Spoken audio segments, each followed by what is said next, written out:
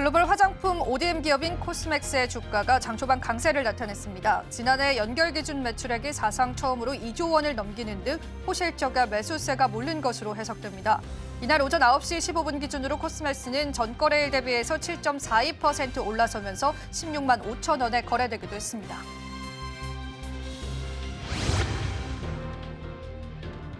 충남 천안 고속도로 공사장 붕괴 사고가 발생하면서 관련주들의 주가가 움직이기도 했습니다. 원도급사인 현대엔지니어링은 현대건설의 자회사인데요.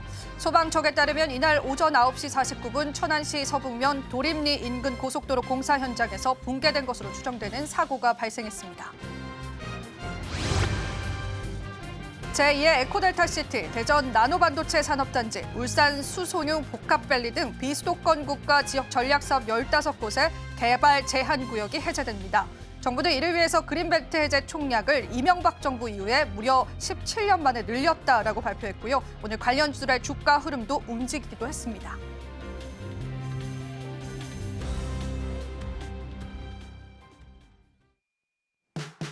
시청자 여러분 안녕하세요. 마켓 쇼쇼쇼 진행을 맡은 이지영입니다. 자, 오늘 국내 증시는 다소 쉬어가는 흐름이 연출되고 있지만요. 그래도 개인 투자자분들의 투심은 여전히 살아있는 모습들 확인되고 있습니다. 자, 오늘 저희가 미국발 악재를 소화해가는 시장이긴 합니다. 하지만 그럼에도 불구하고 견조한 흐름들 이어져 오고 있는데요. 장마감 30분 앞두고 이 시장 어떤 흐름들 이어져 오고 있는지 저와 함께 종목별로 살펴보도록 하겠습니다. 자, 오늘은 특히나 시장에서 한국은행의 금리 인하 이슈가 시장의 투심을 끌어올리기도 했었죠. 일부 종목군들은 단단히 지켜주는 모습들 확인되고 있지만 그간 상승했던 대형주 위주로의 하락세가 눈에 띄는 시점입니다. 자, 삼성전자와 하이닉스 모두 다 하락하지만 그래도 삼성전자는 보합권에서 지수 자체를 끌어주는 모습이 확인이 되고 있고요. 하이닉스 같은 경우에는 오늘 낙폭이 큽니다. 더구나 이 LG 에너지솔루션과 같은 2차 전지주들은 그간 상승했던 부분들에 관한 차익 실현 매물들이 쏟아지면서요. 대부분 하락세를 나타내고 있습니다. 큰 종목군들 위주로의 하락세가 두드러지기 때문에 사실상 지수가 힘을 받지 못하고 있는 모습이긴 한데요. 그래도 오늘 시장에서 몇몇 제약바이오주들이 시장을 견인하는 모습까지도 확인되고 있습니다. 금리 인하에 관한 영향 때문이었을까요? 삼성바이오틱스가 오늘 시장에서는요. 2% 넘게 상승하는 흐름 보여주고 있고요. 또 한 번 LNG선에 관한 부각이 시장에 됐습니다. 거기에다가 또 선박 수수료에 따른 중국의 반사이익 수혜주들도 오늘 시장에서는 꿈틀하는 모습들 확인이 됩니다. HD 한국조선해양은 5%가량 상승하고요. 또 하나 에어로스페이스와 같은 방산주들 역시도 시장에서 탄력을 나타내는 모습도 확인이 되고 있습니다. 자, 오늘 하나오션도 4%가량 상승하는 흐름 보여주고 있습니다. 하지만 전반적으로 몇몇 종목 제외하고는 마감가 자체는 그렇게 좋게 형성되고 있지 않은 모습이고요. 종목 선별과 또 섹터 선별을 잘 하셔야 하는 시점인 것 같습니다. 그래도 미국 증시 대비해서는 강한 흐름 이어져 오고 있기 때문에요. 코리아의 저평가 밸류가 이제서야 부각받고 있다는 시장의 긍정적인 모습도 확인해 볼 수 있습니다. 자, 그럼 마감 시장 또 그 이후의 시장까지도 저희와 함께 전략들 챙겨보셔야겠죠. 저희가 오늘도 꼼꼼한 전략 준비했기 때문에요. 저희와 함께 해보시면 되겠습니다. 마켓 쇼쇼쇼 2부도 본격적으로 출발합니다.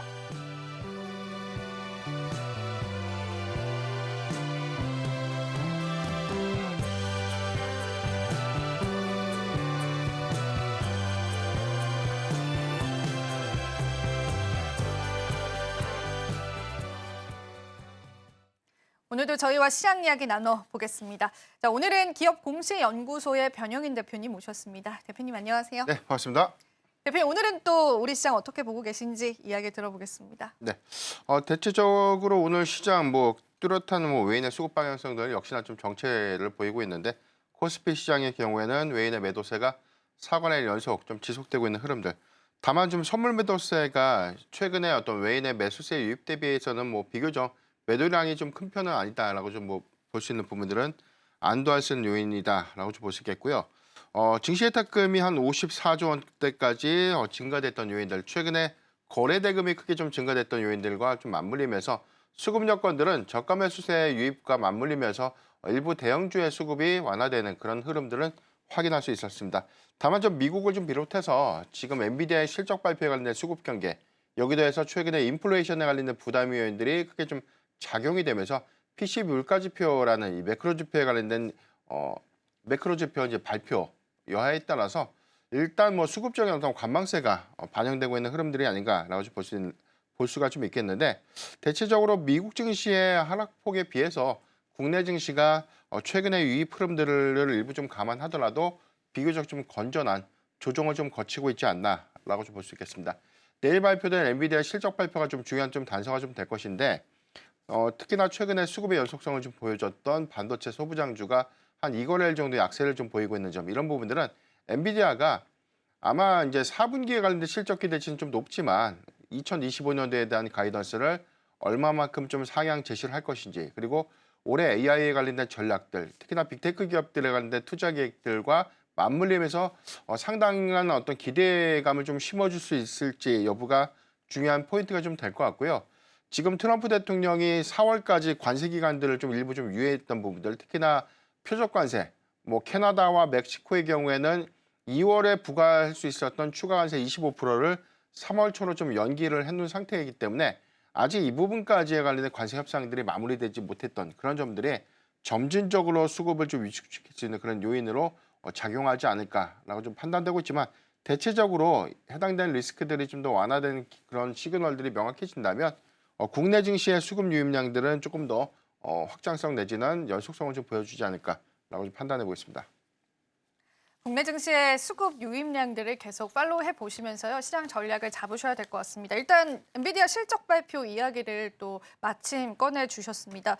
간밤에도 그 MS 쪽에서 데이터 센터 투자 규모를 줄인다는 소식 때문에 또 시장이 급락을 하기도 했잖아요. 특히나 반도체 지수가 좀 급락을 했었는데 그럼 엔비디아 쪽에서도 캐펙스에 관한 발표들을 우리가 좀 이번 실적 발표에도 주목을 해봐야 될까요, 대표님?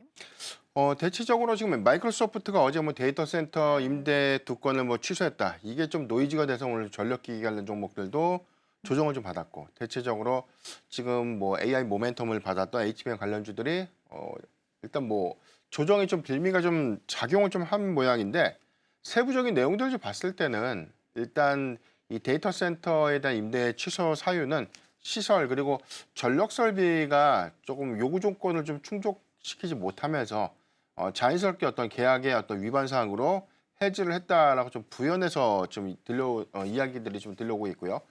여기도 해서 지금 뭐 애플의 경우에는 한 5천억 달러를 AI 관련된 생산 인프라에 좀 투자를 하겠다는 발표가 또 있었죠. 이런 부분을 감안했을 때 그렇다면 마이크로소프트가 AI 데이터 센터에 관련된 건립을 뭐 두 건 취소했다고 해서 이 부분을 전반적인 캐펙스를 좀 축소하는 보수적인 스탠스로 좀 바뀌는 것인가라는 관점에서 좀 해석을 해봐야 될 것 같은데 해당되는 기조는 사실 2024년도 대비 주요 빅테크 기업들이 올해 40% 정도 상향된 AI 투자라는 이 방향성을 좀 제시했기 때문에 이 기조는 흔들리지 않을 것 같아요. 이런 것들을 좀 감안해 보면 일회성 노이즈에 시장이 너무 예민하게 좀 반응을 하지 않았나라고 볼 수 있는데 대체적인 어떤 수급의 어떤 관망 심리가 노이즈 부각으로 인해서 일부 차익 매물을 좀 실현시키는 그런 과정으로 이어졌다라는 정도로만 좀 해석하면 좋을 것 같고요.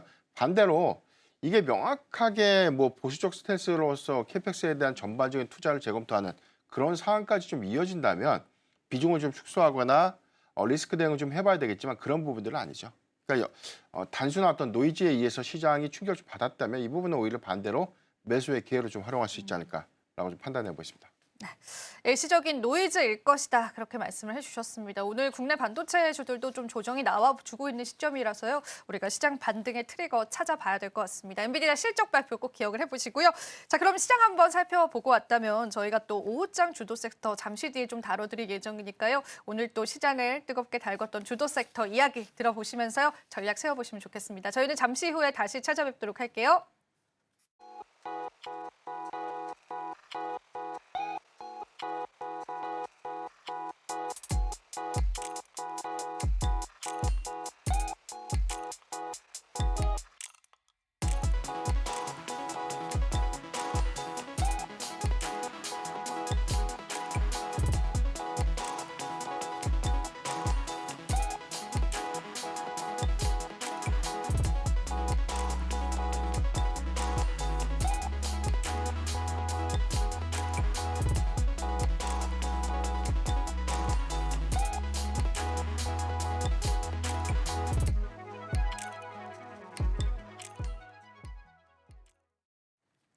네, 오후장 주도 섹터 시간이죠. 자, 오늘도 우리 시장에서 다양한 주도 섹터들이 또 시장을 움직이기도 했는데요.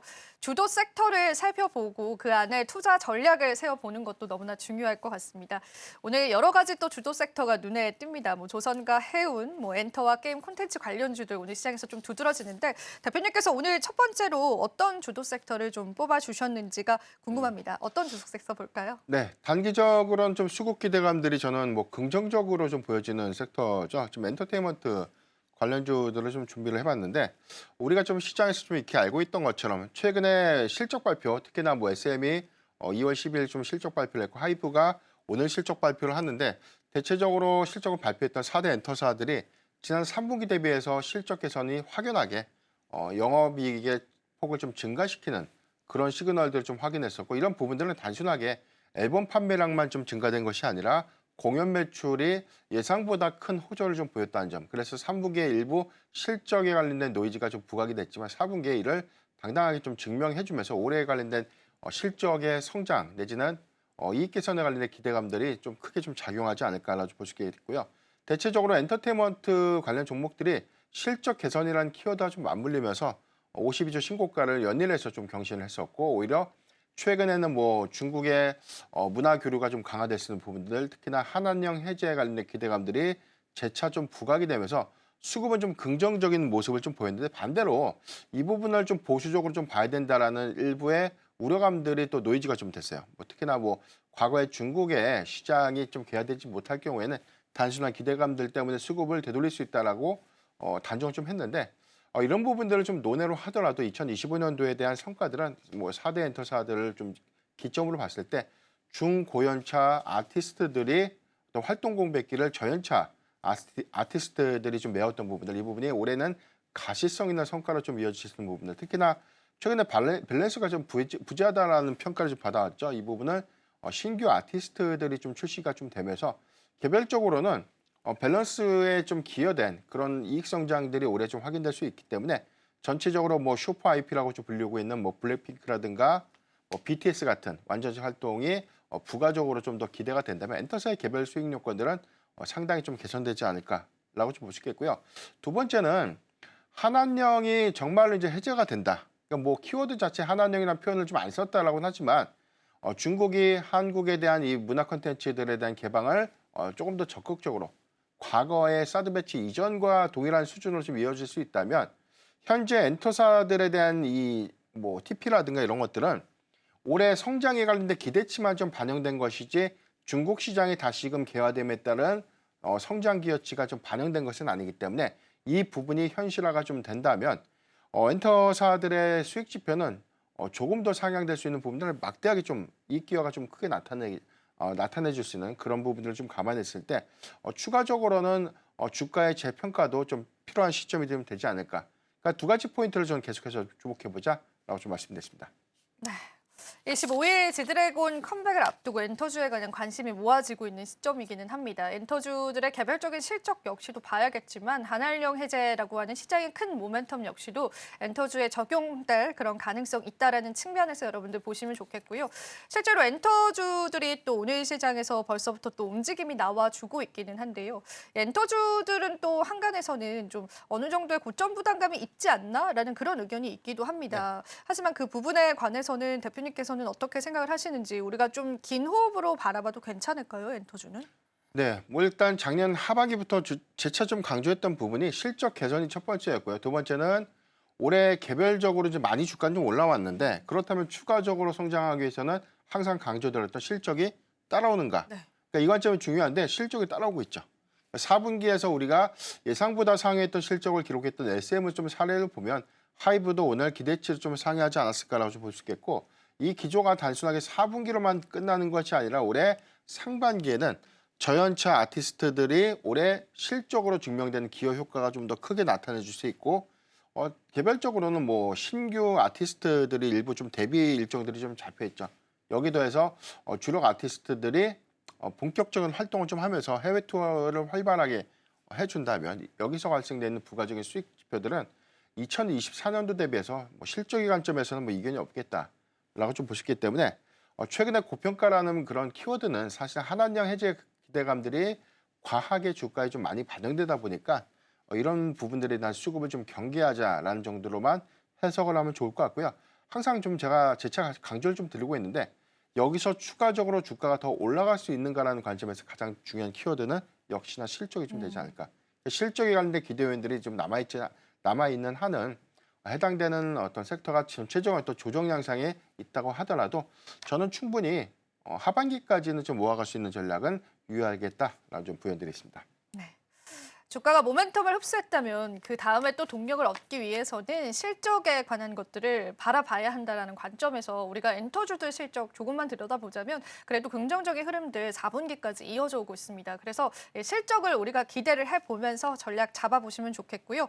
그리고 오늘 또 저희가 속보 하나를 좀 대표님과 이야기를 나눠볼까 합니다. 지금 이게 가상화폐 쪽으로의 또 수급 유입과 연관이 있을 것 같긴 한데요. 업비트 영업 일부 정지가 방금 속보로 나왔습니다. 사실 이 부분을 금융위에서 얼마 전 인터뷰를 통해서 수일 내에 이제 제재에 관해서 확정을 짓겠다라고 이야기를 했었는데 방금 들려온 속보인 것 같습니다. 국내 증시에 영향력들 있을까요?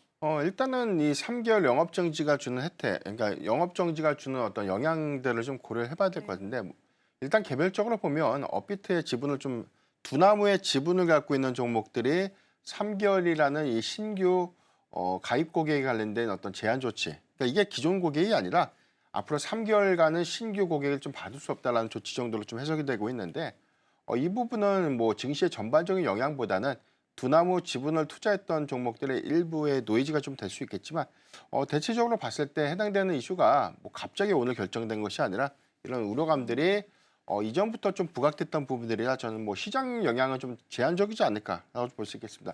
다만 뭐 전반적인 가상화폐 거래소의 점유 격차들이 좀 굉장히 좀 크거나 치열한 경쟁 양상에 좀 있다면 업비트에 관련된 어떤 투자 이슈들이 어떤 노이즈가 좀 될 수는 있겠지만 지금 빗썸의 지배 구조가 약간의 사법 리스크가 이제 과거에 좀 접목이 되면서 현재 업비트의 시장 점유율들이 굉장히 좀 높아졌죠. 현재는 좀 미리죠. 네. 그러니까 이런 것들을 좀 감안해 봤을 때 이게 고객의 어떤 이탈률까지 좀 이어질까라는 생각은 일시적으로 좀 해보겠지만 가상화폐가 과거처럼 뭐 단기적인 어떤 슈팅 구간, 즉 오버슈팅 구간으로서 과하게 자금이 유입되거나 그런 부분들보다는 현재는 뭐 가상화폐 시장도 약간의 어떤 이 수급 상태는 좀 정체 기조를 좀 보이고 있기 때문에 뭐 고객 가입 유치는 좀 아쉬운 부분들이겠지만 이게 3개월이라는 시간이기 때문에 좀 뭐 그 영향은 좀 제한적이지 않을까라고 좀 판단하고 있습니다.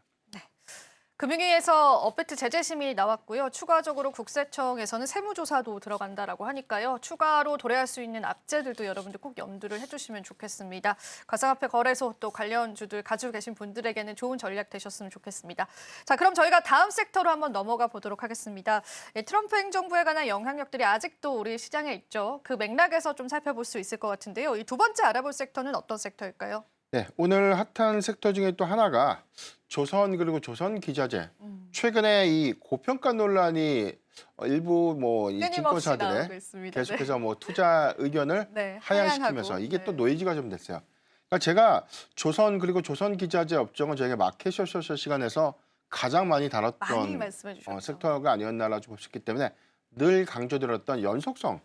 그러니까 실적이 훼손됐는가, 수주의 연속성이 있는가, 오히려 정책에 관련된 수혜 기대감 때문에 주가 좀 많이 올라온 것이 맞죠. 이 부분이 전력기기처럼 수주 성과가 일회성으로 좀 끝나서 2023년도 반짝 좋았고 2024년도에 정체를 보였다면 주가가 당연히 조정을 좀 받아야 되는 흐름이 맞겠지만 2024년도에도 사상 최대 실적 기조를 좀 이어지면서 증명을 했다는 부분들이 AI 산업의 확장성, 지속성 관점에서 수급의 연속성들을 계속해서 또 보여주고 있죠.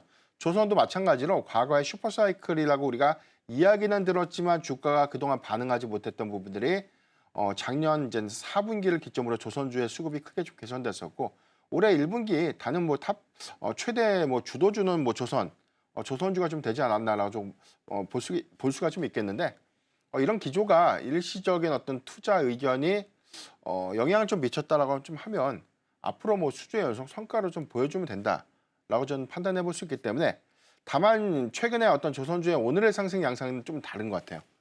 미국의 뭐 군항 건조에 관련된 기대감, MRO 사업에 관련된 수주 성과가 기대됐던 뭐 하나오션이라든가 HD그룹, 조선 계열사들의 주가 급등과는 좀 다르게 오늘은 LNG 수출에 관련된 확대 기대감들, 미국의 정책 기대감 안에서 LNG 수출이 확대가 된다는 것은 즉 LNG 선박의 수요가 확대될 수 있는 그런 기대 요인들이 LNG 선박의 밸류체인을 구성하고 있는 뭐 조선소라든가 조선 기자재 업체들의 어떤 수급 낙수 효과로 좀 이어지지 않았나라 좀 싶기 때문에 이전부터 제가 좀 재차 강조했던 MR 사업에 대한 수주 성과보다 LNG선은 계속해서 좀 봐야 되고 이 부분이 현재 가치 반영으로 좀 이끌어지지 않았나. 하나오션의 시가총액 대비해서 삼성중공업의 이 LNG 선박 수주량들이 훨씬 더 많죠. 그렇지만 시총의 갭은 너무나 차이가 좀 크다는 것들을 좀 감안했을 때 삼성중공업을 좀 필두로 해서 지금 뭐 주가 반영이 이루어지고 있는 것이 아닌가라고 좀 판단하고 있습니다. 사실 트럼프 행정부의 가장 큰 수혜를 받아가고 있는 섹터인데요. 실제로 미국 내에서는 LNG에 관한 수출에 관해서 실질적인 움직임이 지금 나오고 있습니다. 우리 국내 기업들에게 또 수치적인 호재가 될 수 있을 것 같습니다. 실적 영향도도 있을 것 같고요. 그런데 이제 조선주는 최근 들어서 호재와 악재가 공존하는 느낌이 듭니다, 대표님. 일단은 호재다라고 한다면 최근에는 뭐 선박 수수료 부과되는 거 중국 쪽에 그것도 호재로 받아들이는 느낌인데 또 악재라고 한다면은 중국의 후판에 관해서도 관세를 부과하는 게 또 조선주에는 악재다. 이렇게 여러 가지 좀 의견들이 공존하는 것 같은데 어떻게 저희가 맥락을 잡아봐야 될까요? 네, 지금 반덤핑 관세를 좀 부과하는데 반덤핑 관세는 말 그대로 자국보다 싸게 수출한다는 뜻이에요. 그러니까 중국 안에서 소비되고 있는 후판 가격보다 한국에 공급하고 있는 후판 단가가 워낙 싸다 보니까 국내 철강 제조사들에 대한 수익 지표가 크게 좀 악화됐던 부분들이 있고 이 부분이 그동안 뭐 조선소의 많은 원가 비중을 좀 차지하고 있는 후판이 가격이 상승하는 요건으로 좀 바뀌게 된다면 부담이 될 수도 있겠죠.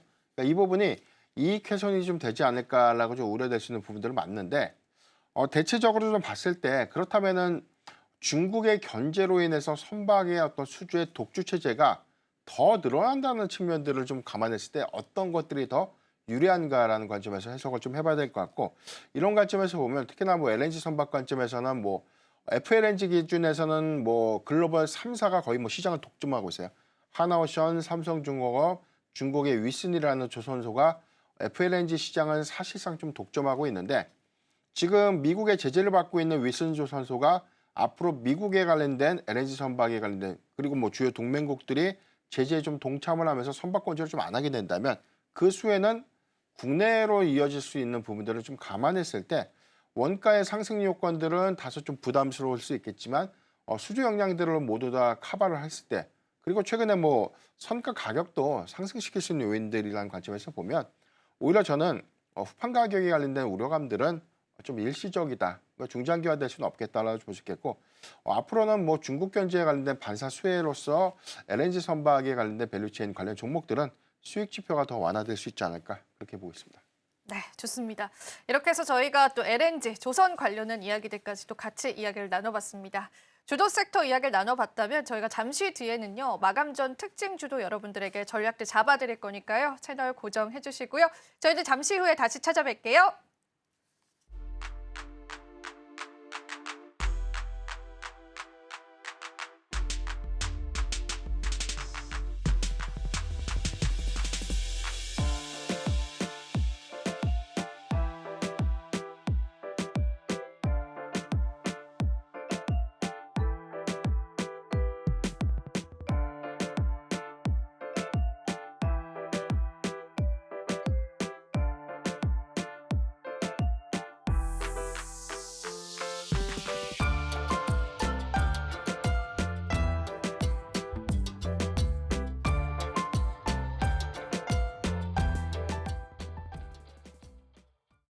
마감 전 특징주 저희와 함께 살펴보시겠습니다. 오늘 첫 번째로 저희가 이야기 나눠볼 특징주는요. 저희가 많은 실적 발표를 소화했는데 그래도 또 큰 기업의 실적 발표가 남아 있습니다. 셀트리온 실적 발표 앞두고 오늘 시장의 흐름은 그렇게 좋진 않습니다. 셀트리온의 또 방향성 어떻게 될지 한번 이야기를 부탁드려보겠습니다. 네, 일단 증권사 리포트가 좀 제시했던 4분기 매출액과 영업이익이 전년 동기 대비해서 한 179% 정도 매출이요. 영업이익이 1094%. 그러니까 수치를 보면 굉장히 큰 호조를 좀 보이고 있는데 다만 좀 3분기 대비해서 좀 증가될 것인가. 매출은 21.4%가 좀 증가되겠지만 이익이 한 5.9% 정도밖에 좀 증가될 수 없는. 그래서 이제 이익 기조가 3분기 대비해서 크게 좀 상향되지 못했던 점들을 이유로 한다면 컨센서스를 좀 소폭 하회할 것이다라는 전망들로 좀 예상이 되고 있고요.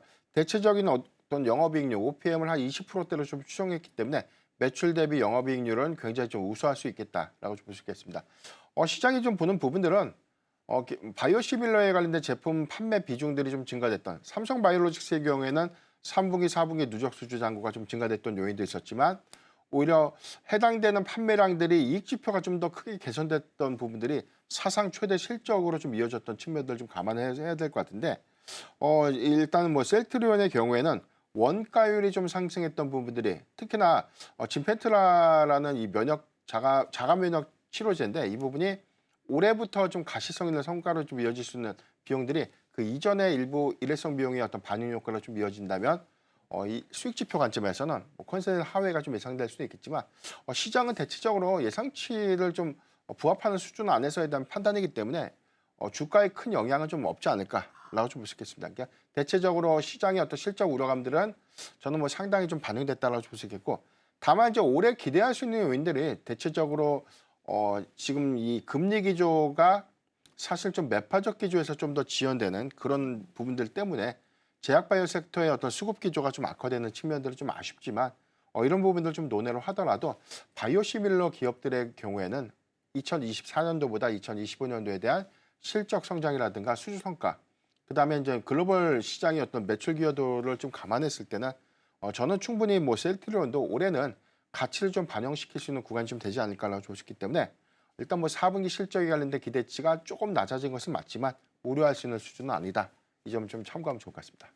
네, 좋습니다. 이 셀트리온의 실적 발표를 앞두고 있는데요. 아마 장 마감 이후에 실적 발표가 나올 것 같은데요. 우리가 중요하게 봐야 할 맥락은 이 셀트리온의 실적 발표가 주가에 큰 또 영향도는 없을 것이다라고 보고 있습니다.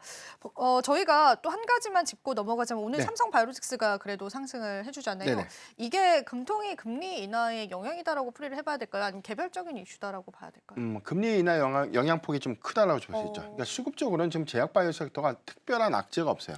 그러니까 실적도 좋고 올해 수출 성과도 굉장히 좀 기대할 수 있는 요인들이 있는데 대체적으로 좀 봤을 때 뭐 미국도 마찬가지고 한국도 마찬가지고 제약바이오 섹터가 과거만큼에 대한 수급이 과하게 좀 반영되지 못했던 부분들은 매파적 금리 인하 기조가 조금 더 장기화가 좀 될 수 있지 않을까. 상반기까지는 금리 인하의 어떤 기대감들이 좀 쇠퇴될 수 있지 않을까.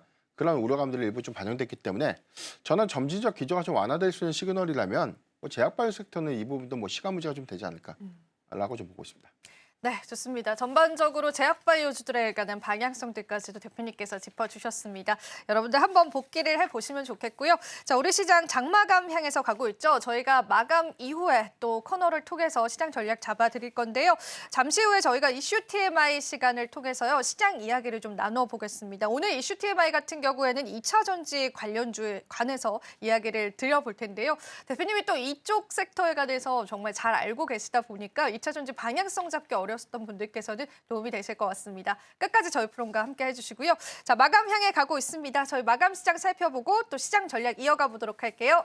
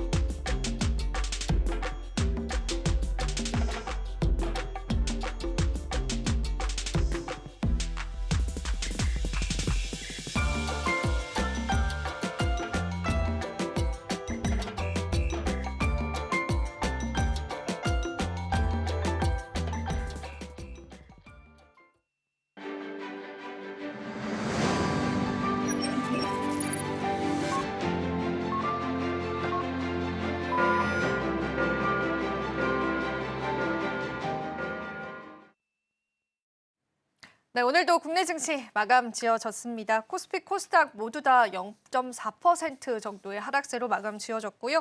외국인 기관 쪽에 매도세가 좀 눈에 띄었는데요. 반면에 개인은 담아내면서 그늘도 시장을 견인을 해줬습니다.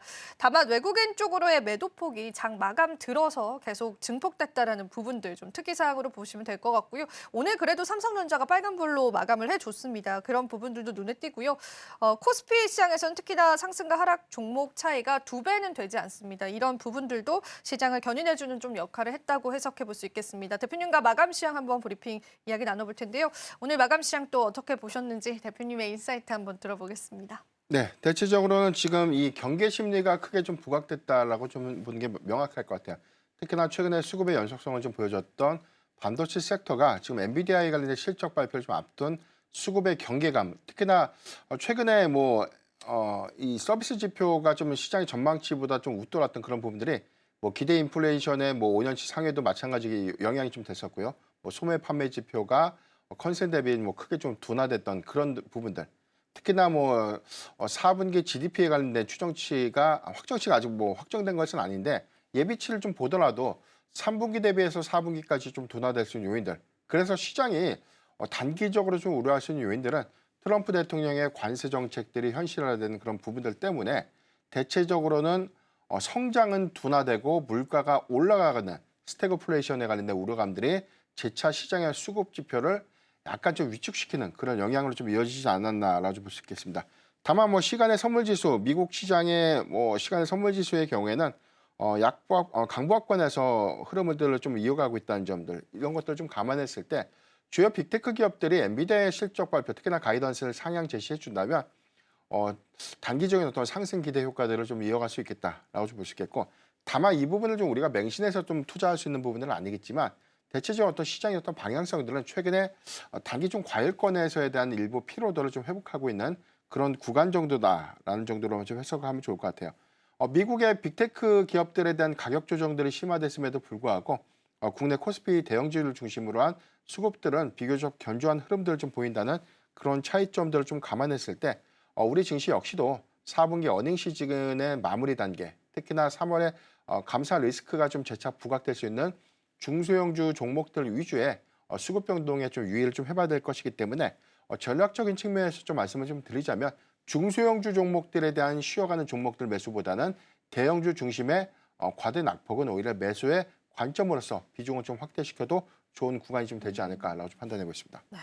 대형주는 비중 확대를 해봐도 좋다. 그런 의견들 해주셨기 때문에요. 그래도 우리 시장 무조건 부정적으로 볼 수만은 없는 것 같아서 다행인 부분들도 있습니다. 사실 우리가 이번 주 같은 경우에는 엔비디아 실적, PC 지표, 그리고 한국은행의 금리 결정 이렇게 세 가지 굵직한 이벤트들을 좀 소화해 가고 있는데 일단 한국은행의 금리는 결정이 됐기 때문에 이 이벤트는 시장에서 소화를 했고 이제 남아있는 일정에 따라서 시장 변동성은 있을 것 같습니다. 그럼 이번 주 시장의 변동성적인 측면에서 봤을 때는 대표님들은 우리가 이 이슈들 소화해 가면서 변동 좀 있을 것이다라고 볼까요? 중요한 게 이제 PC 지표가 좀 중요한 단서가 좀 될 것 같아요. 일단은 우리가 확인됐던 1월 달에 CPI, PPI를 좀 논외로 하더라도 일단 물가 지표가 좀 과열됐던 부분들은 확인을 좀 했는데 이게 소매 판매 지표, 소비 지출 폭이 좀 더 크게 좀 둔화됐던 우려 요인들이 있었고 월마트가 이번에 실적도 4분기 좋았지만 올해 연간 가이던스를 좀 보수적으로 좀 제시했던 부분들 중에 가장 큰 것이 소비 위축이라는 키워드였어요. 이 부분이 트럼프 대통령의 관세 정책들이 현실화가 된다면 수입 물가도 당연히 올라갈 수밖에 없겠죠. 이런 부분들은 인플레이션 관점에서 좀 부담이 될 수 있는 요인이기 때문에 연준이 매파적인 스탠스를 조금 더 장기화될 수 있는 요인이 좀 될 텐데 반대로 소비가 크게 위축된다는 것은 연준 입장에서는 또 물가를 계속해서 동결시킬 수는 없는 그런 요인이죠.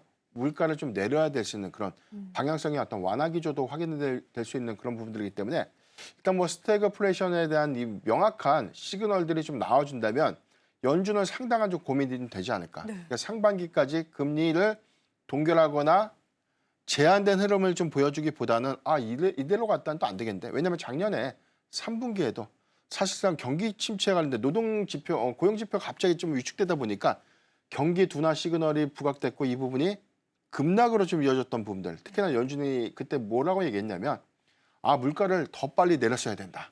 그런 이야기가 작년 3분기에 있었어요. 그러니까 이런 기조들은 유연하게 좀 변화될 수밖에 없는 요인들이기 때문에 소비 지출에 관련된 이슈들이 크게 좀 위축될 수 있는 시그널들이 다음 달, 그 다음 달까지 재차 보여준다면 연준 입장에서는 매파적 기조를 완화시킬 수밖에 없는 그런 긍정적인 기대 요인들도 우리가 주목을 좀 해봐야 되지 않을까라고 판단하고 있습니다. 연준의 속마음은 또 트럼프 대통령을 좋아하지만은 않을 수도 있겠습니다. 그렇죠. 네. 대표님. 둘은 이제 또 같이 갈 수 없는 길을 가는 또 그런 느낌 들기도 하는데 일단 연준의 매파적인 그런 방향성들에서 그 기조가 변경될 수는 있다라는 부분들을 살펴보셔야 될 것 같은데요. PCE 지표도 우리가 봐야 되겠습니다. 물론 지금은 매크로 변수가 코로나 때만큼 큰 영향력을 가져오고 있지는 않지만은요. 분명한 영향력은 있습니다. 그래서 여러분들이 이 일정들 저희와 같이 잘 소화를 해보시면 좋겠고요. 자, 그럼 저희가 또 시장 이야기를 좀 나눠봤다면요. 오늘 이슈 TMI 한번 이야기를 나눠보면서 또 우리가 기다렸던 그 조제들 한번 이야기 나눠보겠습니다. 오늘의 이슈 TMI는 또 어떤 이슈에 집중을 해볼까요, 대표님? 네, 오늘은 일부 좀 조정세가 좀 나왔던 2차 전지 섹터를 좀 말씀드리겠는데 일단 단기적인 기대 요인들, 그다음에 이 부분은 수급의 연속 성과를 좀 보여줄까라는 관점에서 아직도 의문이 있다라고 좀 많이들 좀 평가를 하는 섹터 중에 하나입니다. 2차 전지인데 일단 다음 달 5일입니다. 국내 최대 배터리 산업 전시회인 인터배터리 2025가 좀 개최가 좀 될 텐데 작년에서 인터배터리 2024에서 좀 화제가 됐던 두 가지 기술이 있었어요. 첫 번째가 원통형 배터리에 관련된 신기술, 두 번째가 전고체 배터리에 관련된 파일럿 제품이 좀 공개가 되면서 이 배터리가 어떻게 좀 적용이 되고 어떤 회사에 얼마큼 많은 공급을 좀 이룰 수 있을까라는 기대감들, 그리고 여기에 부과되는 양극재라든가 음극재 등 소재들과 관련된 밸류체인 기업들이 재차 좀 부각을 좀 받았던 이슈들을 좀 감안했을 때 이런 기대 요인들이 이번에 공개될 수 있는 2025 인터배터리에서는 뭐 원통형 배터리에 관련된 차세대 신기술, 좀 업그레이드된 제품들이 이번에 좀 공개가 좀 될 텐데 이하나70에 대해서 뭐 출력률을 좀 높였던 부분은 4680 배터리가 뭐 작년에 초도 배터리가 좀 나왔지만 올해의 경우에는 에너지 밀도라든가 성능을 좀 더 배가시킨 그런 배터리가 좀 공개된다는 관점에서 LG 에너지 솔루션이 뭐 기대 요인들이 좀 될 수 있겠고요. 두 번째는 삼성 SDI가 기존의 배터리 출력을 좀 강화했던 초고출력 원통형 배터리를 이번에 좀 공개하겠다라고 좀 공언했습니다. SK온의 경우에는 원통형 배터리가 아니라 파우치, 그러니까 네모난 규격으로 좀 돼 있는 파우치형의 배터리를 좀 공개를 하는데 배터리에 대한 탑재율들이 좀 다 달라요.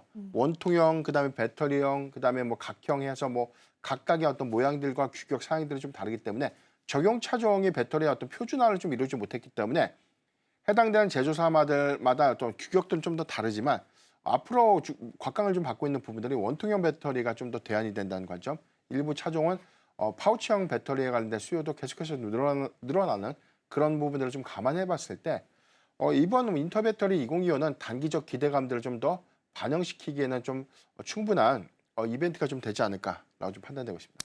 네, 세계 최대 또 배터리 행사다라고 볼 수가 있죠. 작년 2024년 인터배터리 때는 원통형 배터리, 전고체 배터리 쪽으로 좀 주목도가 있었다라고 하고요. 이런 기조가 올해에도 이어질 가능성 좀 있다고 보고 계시는데요. 실제로 이때 주가의 움직임이 어땠는지 좀 짚어보고 싶어요. 이때 2차 전지 관련주들이 좀 움직였었나요, 대표님? 네, 그때 당시에는 한 전고체 배터리 관련 종목들에 대한 주가가 굉장히 좀 강했죠. 한농화성, 뭐 이수 스페셜티 케미칼 같은 종목들, 금양 같은 경우도 4680 배터리에 관련된 어떤 샘플을 좀 공개하겠다라고 좀 발표를 하면서 그때 뭐 단기간 주가가 좀 급등했던 그런 부분들이 있었고 올해도 연속 성과 관점에서 뭐 전고체 배터리에 관련된 차세대 기술, 그래서 뭐 우리가 전고체 배터리에 특화된 기술이라고 한다는 것은 액체 상태의 전해질을 고체로 전환된 고체 전해질을 좀 만드는 소재. 그래서 뭐 계속해서 뭐 이 고체 전해질 관련 종목들의 주가 추이가 좀 긍정적인 흐름들을 좀 보여줬었고, 두 번째는 원통형 배터리가 이미 뭐 테슬라를 비롯해서 좀 양산해서 공급이 좀 되고 있죠. 그렇지만 밀도가 좀 더 높은 고사양 배터리가 이번에도 공개가 되면서 뭐 다른 어떤 판로를 좀 구성한다든가 주요 완성차 업체들이 새로운 배터리에 관련된 기술을 적용하거나 뭐 모델이나 어떤 재원을 좀 변경하는 그런 부분들이 좀 재차 부각이 된다면 여기에 관련해서도 뭐 밸류체인을 좀 구성하고 있는 소부장주 종목들이 대체적으로 좀 더 각광을 좀 받지 않을까라고 좀 판단되고 있습니다.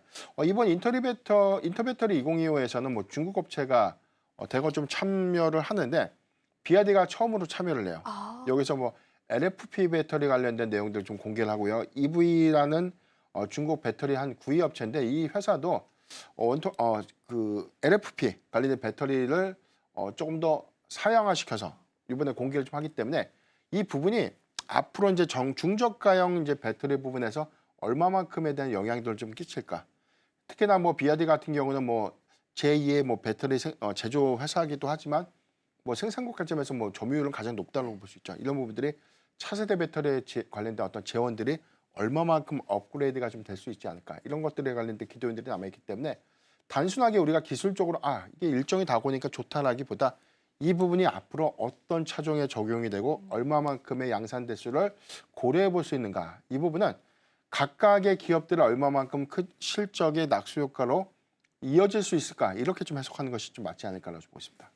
앞서서도 또 시장 모멘텀을 주가가 계속 이끌고 가려면 또 실적을 뒷받침해 줘야 된다라는 말씀도 해주셨는데 그런 맥락에서 봤을 때도 실제로 이번 행사로 실적으로 이어질까, 이어질 수 있을 만한 기업이 있을까를 우리가 억석가리게 하는 것도 굉장히 좀 중요해 보입니다. 여기서 좀 눈에 띄는 거는 BYD가 처음으로 참석해서 LFP 배터리에 관해서 또 언급을 하고 또 전시를 할 예정인데 그렇다면 그 관련 섹터 쪽으로의 수급도 조금 기대를 해볼 수 있지 않을까 싶기도 하고요. 전고체도 여전히 좀 강할 것 같은데요. 최근에도 네. 전고체 쪽 좋았잖아요. 이쪽 섹터는 어떻게 보실까요? 전고체는 단기적보다 중장기 관점에서 계속 우리가 좀 지켜봐야 되나. 그러니까 쉽게 말해서 비교 섹터가 유리기판이죠. 그러니까 유리기판이 대량 상용화를 이루지 못했는데 시장의 관심도가 커진다는 것은 사실상 좀 대안이 될 수밖에 없죠. 전고체 배터리도 마찬가지입니다. 지금 전기차의 가장 큰 단점이 화재가 발생되는 부분.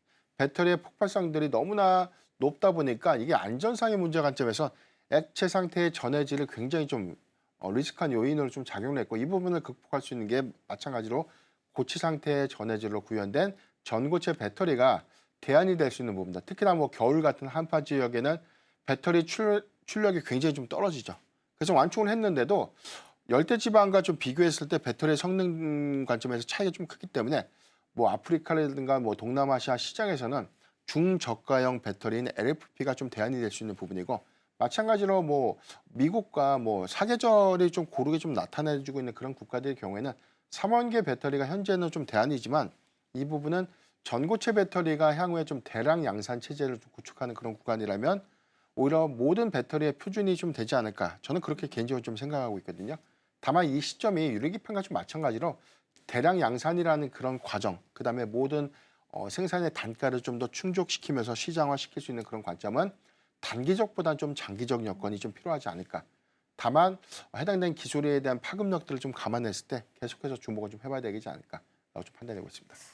전고체는 사실 처음 2차 전지주가 시장에 부각을 받았을 때도 또 꿈의 배터리라는 그런 네임을 받기도 했었습니다. 그게 또 현실화되고 있는 시점이기 때문에 우리가 그 부분들 살펴보면서 시장 흐름들 살펴보면 좋겠습니다.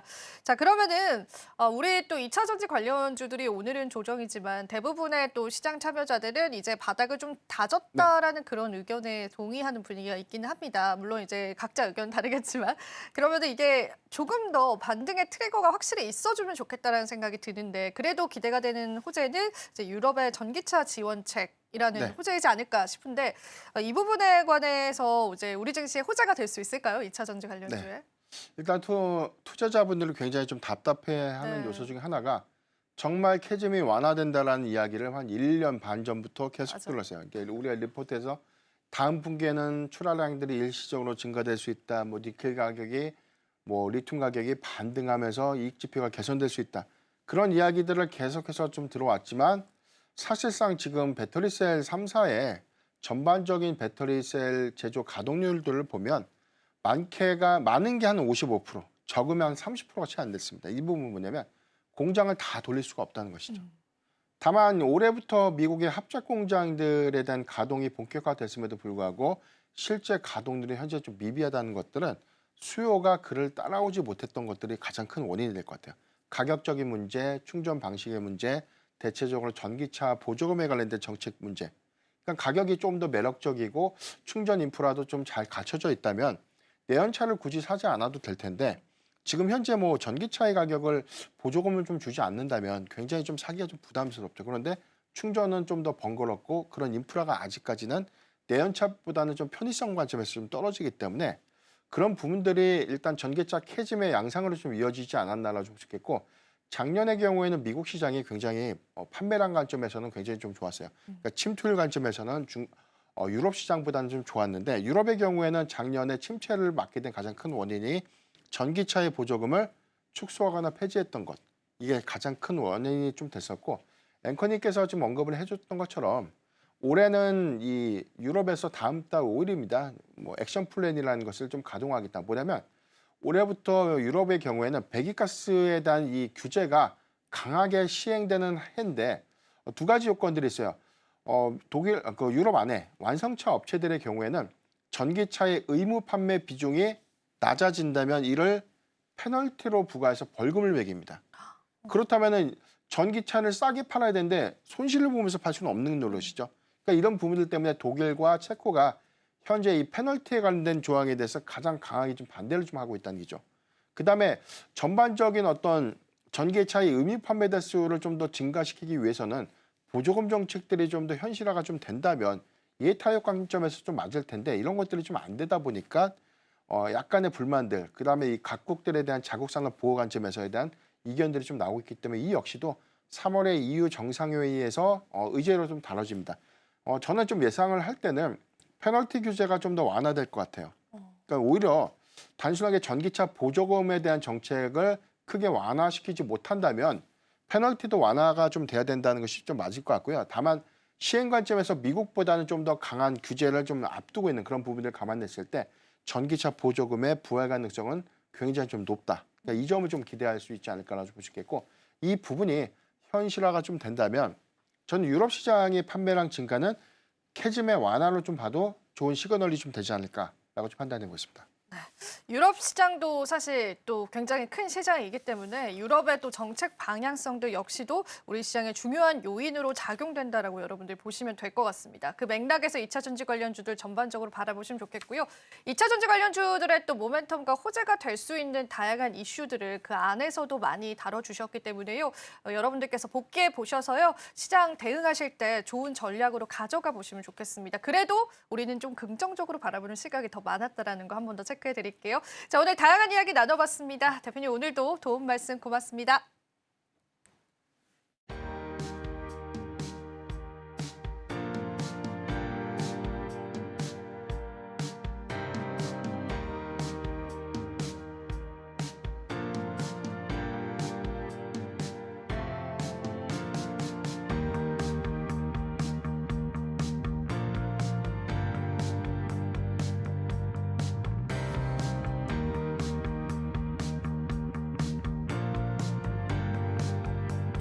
마지막으로 본 방송에서 제공해드리는 정보는 투자 판단에 대한 조언일 뿐입니다. 가치 판단과 상승 하락을 보장하고 있지는 않다는 점 다시 한번 유의 부탁드리겠습니다.